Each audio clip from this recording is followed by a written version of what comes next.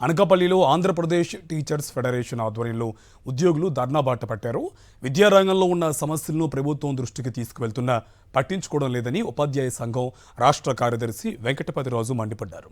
ఉపాధ్యాయులకు ఇచ్చిన యాప్స్తో పనిభారం పెరుగుతోందని, దాన్ని తగ్గించాలని, ఒకే స్కూల్లో తెలుగు, ఇంగ్లీష్ మీడియంల బోధన ఉండాలని చెబుతున్నప్పటికీ దాన్ని ప్రభుత్వం పెడచెవిన పెడుతుందని ఆగ్రహం వ్యక్తం చేశారు.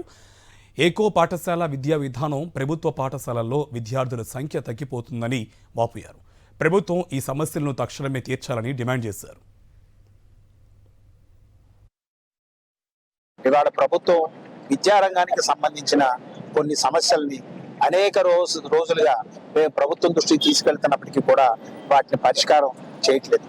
ముఖ్యంగా ఈ రాష్ట్రంలో పాఠశాల విద్యకు సంబంధించి విపరీతమైన వర్క్ లోడ్ పెరిగింది. ప్రభుత్వ పాఠశాలల నిర్వహణ బాధ్యత అనేది కేవలం ఆ పాఠశాలలో పనిచేస్తున్న ఉపాధ్యాయుడిది మాత్రమే కాదు, ఆ ప్రభుత్వ పాఠశాల నిర్వహించుకోవాల్సిన బాధ్యత ప్రభుత్వానికి కూడా ఉంది. కాబట్టి సక్రమమైన మార్గంలో సక్రమమైన విధానాల ఫలితో ఈ ప్రభుత్వ పాఠశాలని మరింత పటిష్టం చేయాలని చెప్పేసి ఆంధ్రప్రదేశ్ టీచర్స్ ఫెడరేషన్ పక్షాన కోరడం కోసమే ఈ రోజు మేము ఈ ధర్నా నిర్వహిస్తామని చెప్పేసి తెలియజేస్తాం. 2 సంవత్సరాలు అయినా కూడా గవర్నమెంట్ వచ్చి ఇప్పటి వరకు ఆర్థిక బకాయిలు మాకు ఎటువంటి లాభం చేకూర్చలేదు. వాళ్ళు ఎమ్మెల్యేలు, ఎంపీలు, ఎమ్మెల్సీలు జీతాలు పెంచుకోవాలంటే కమిషన్ ఏర్పాటు చేయరు. వాళ్ళే సొంతంగా జీతాలు పెంచేసుకుంటారు.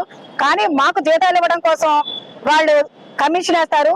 ఆ కమిషనర్ కూడా జాప్యం ఉంటది. ఒకటి ఏంటంటే సిపిఎస్సి అనేది ఏ గవర్నమెంట్ వచ్చేటప్పుడైనా ముందు ప్రతిపక్షంలో ఉన్నప్పుడు సిపిఎస్సి మేము రద్దు చేస్తామని చెప్పి గద్దె ఎక్కుతున్నారు. కానీ సిపిఎస్ అనే దానికి ఇక్కడే ఈ నూకాలమ్మ తల్లి సాక్షిగా మన డిప్యూటీ సీఎం పవన్ కళ్యాణ్ గారు ఏం చెప్పారు? సంవత్సరంలో రద్దు చేస్తారని చెప్పారు. సంవత్సరం అంటే అతనికి 2 సంవత్సరాలు కనపడలేదో ఏమో తెలియదు. కానీ ఈ 2 సంవత్సరాల సిపిఎస్సి గురించి అసలు మాట్లాడలేదు.